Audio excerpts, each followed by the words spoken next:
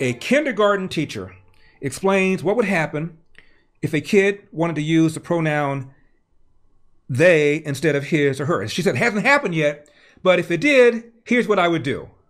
So I have never personally had any my kindergarten students come in with like they, them pronouns or anything that's considered like atypical pronouns. So I cannot speak from experience, but I can tell you the way I would handle it is by just respecting their pronouns, especially if the parent communicates that ahead of time or the child communicates that. I can't think of any training specifically that have ever really been like preparing me for this. I've done like my own research and stuff like that, but also I support the LGBTQIA plus community. I would really hope that most teachers could put their political beliefs aside and just be respectful to whatever their students say that they prefer. Because you don't necessarily have to agree. You don't have to see what they see and whatever, but you do have to be respectful. I think most good teachers would do that. Did I mention she's a kindergarten teacher? You have to be respectful. It hasn't happened yet, but if it did, especially if a parent wanted it, I would have to respect that. And the kid wanted to be called a they instead of a him or her or she, well, then I would have to respect that. Now, what happens with the pronoun for, I don't know, frogs and bugs? So for the frogself pronouns, you would say something like, Frog went to the store and Frog got a new skirt for frogself. Isn't it so cute? And then for my bug pronouns, you would say something like, Bug's special interest is Monster High. Bug loves talking about it and it always makes Bug really happy. What? Frog really happy, Bug happy, Frog happy. Can I have that again? So for the frogself pronouns, you would say something like, Frog went to the store and Frog got a new skirt for frogself. Isn't it so cute? And then for my bug pronouns, you would say something like, Bug's special interest is Monster High. Bug loves talking about it and it always makes Bug really happy. Frog went to the department store. Frog got some lipstick. Frog got pink lipstick. Frog also bought a dress and a slip. And Frog got her nails done. And a mani-pedi. And then Frog went to the market. And Frog bought things. And Frog paid for things with Frog food stamps. I mean, what? What? Can I have it one more time, please? So for the frogself pronouns, you would say something like, Frog went to the store and Frog got a new skirt for frogself. Isn't it so cute? And then for my bug pronouns, you would say something like, Bug's special interest is Monster High. Bug loves talking about it and it always makes Bug really happy. So Bug goes to the car dealer and Bug buys a Volkswagen because it's called a Bug.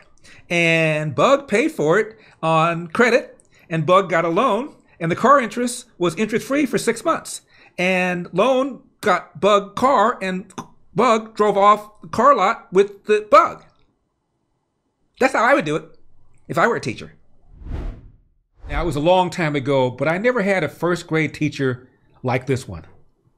I've been wanting to do content around this day, which is really important to me as this is my first year as I'm out as a non-binary teacher. First year as a non-binary teacher. Does that mean it's her first year teaching or first year as somebody who went into the profession non-binary? In other words, before last year, was she binary and then decided the next year she was non-binary? Inquiring minds want to know.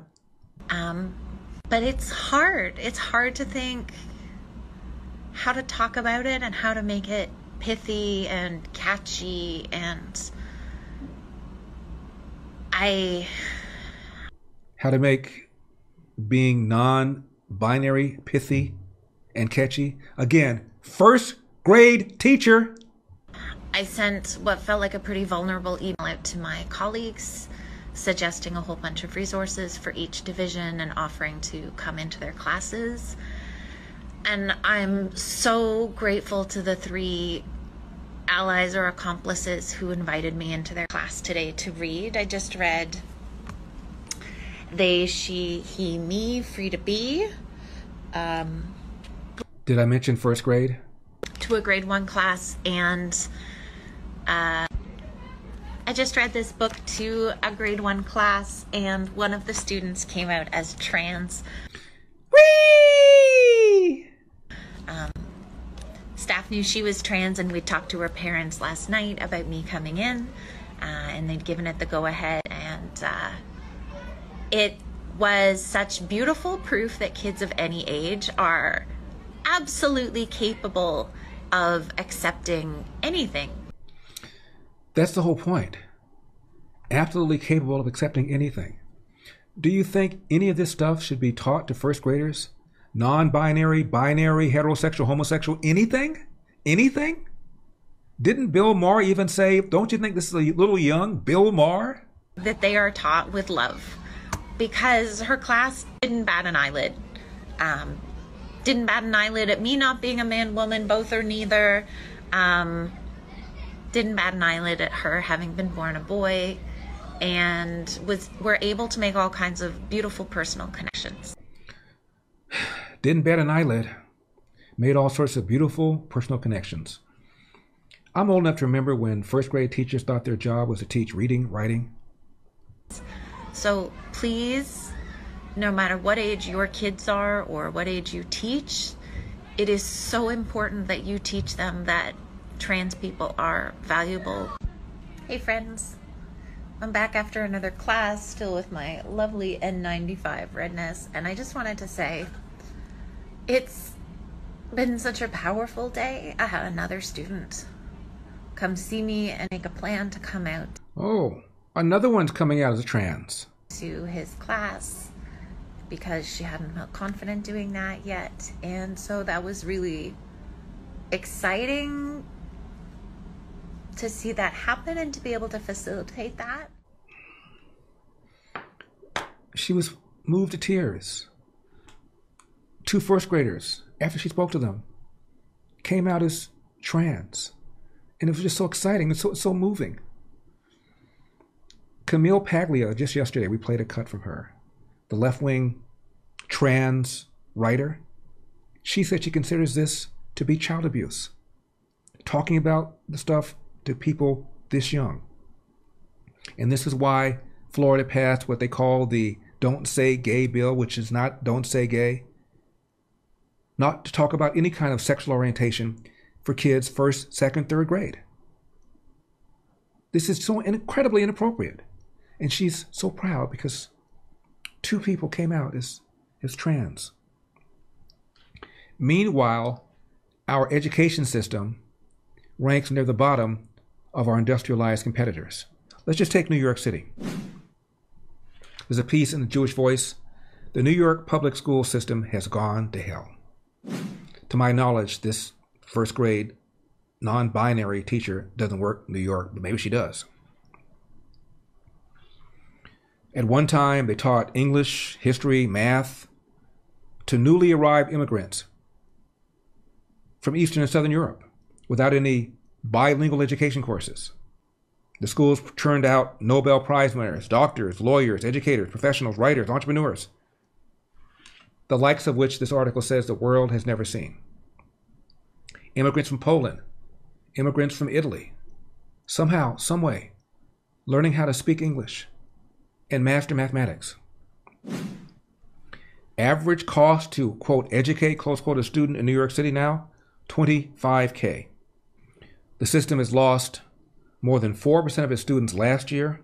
Since the beginning of the pandemic, more than 8% total.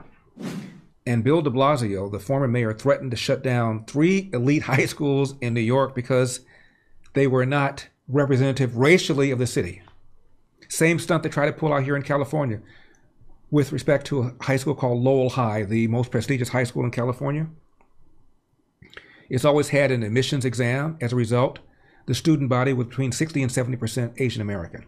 Well, the school board felt that was insufficiently ethnically diverse, so they went to a lottery system. What happened? It went from roughly 7% of kids getting D's and F's to 24% getting D's and F's. Asian American parents took them to court, won a lawsuit, and now they're back to the admissions test. But back to New York. Department of Education, New York, put out a statement regarding the selection and hiring and training of teachers. Here's what it says. We are committed to recruiting a teaching force that reflects the diversity of students in the New York City public schools. Why? It continues. In our 2019 summer cohort program, 68% of fellows self-identified as a person of color. In other words, you can't learn math if you're black unless your teacher is black. You can't learn math if you're Hispanic unless your teacher is Hispanic. Isn't that the very definition of racism?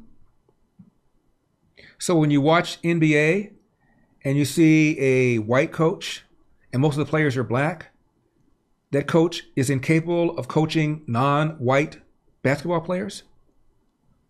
This is insane. I went to an elementary school and all my teachers were white. I don't believe I had a black teacher until I was in middle school.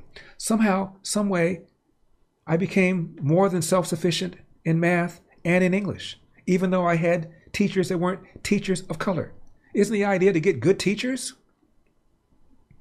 Now, according to the Department of Education, 85% of black students in the 8th grade lack proficiency in reading skills. 84% lack proficiency in math. How many of these kids are being taught by, wait for it, teachers of color? I dare say a boatload. Isn't this alarming? Isn't this a threat to our national security? Isn't this a threat to our economic security? This makes these black kids functionally illiterate. Currently, we in America rank 38th in math skills globally. China ranks number 1. Vietnam ranks 24, which is 14 spots higher than we are. Globally, 25th in education. Spending more money than ever. And yet, poll of blacks find that 84% of blacks compared to 59% of whites believe racism is widespread. What's widespread is the poor education kids are getting, K through 12, all throughout America, particularly in our inner city. And these kids are worried about racism? Only 31% of blacks, compared to 62% of whites, believe that blacks, quote, have an equal chance of getting a job for which they are qualified, close quote. This is just years after America elected and re-elected its first black president. What did Obama say when he got elected? If anybody says that you can't realize your dreams, here is your answer, meaning my election. By the way, has Obama said a word about 84% of black kids not math proficient, 85% of black kids not reading proficient? Has he said a word about that? Has Michelle Obama said a word about that? But Obama recently came out and attacked those who are critical of the use of identity politics. Same guy who in 2004 gave that rafter-ringing speech in Boston, I was there, where he denounced those who try and divide us by race. These kids don't see the breakdown of the black family, the top problem. No. The top problem is systemic racism. And I tell you, the Democratic Party has done this because they have not won the white vote since 1964. They survive on getting people of color, particularly blacks and Hispanics, to believe that racism is a major problem in America, and we Democrats, well, we wear the white hat in that battle, and these dastardly Republicans over there, they wear the black hat. And that is why these kids believe racism is holding them back. How many of these kids would still be functionally illiterate and functionally math innumerate if they really believed that there was hope in America? How many of these kids say, why should I bother? What's the point? America is systemically racist. Hope you enjoyed that video. The full show is available to watch right now on Epoch TV. Just click the link in the description below to learn more, because we've got a country to save.